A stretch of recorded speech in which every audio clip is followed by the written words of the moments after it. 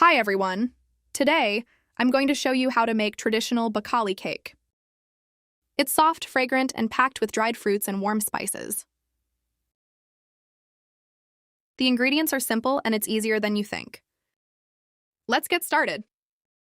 Ingredients: 400-gram all-purpose flour, 300-gram honey, 250-gram vegetable oil, 6 eggs, 80-gram granulated sugar, 130-gram milk, 120-gram walnuts, chopped, 3-gram baking soda, 5-gram baking powder.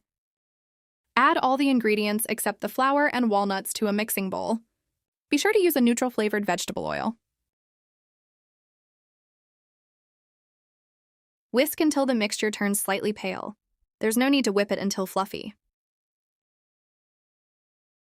Just whisk until all the ingredients are smooth and well combined.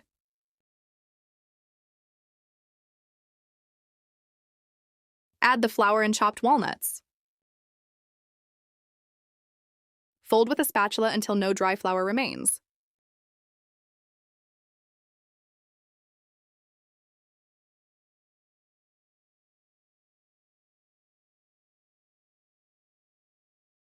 Prepare a deep baking pan like this. Pour the batter into the prepared baking pan. Sprinkle some chopped walnuts on top. Bake in a preheated oven at 160 degrees C, 320 degrees, for about 40-50 minutes. Once it's fully baked, remove it from the oven.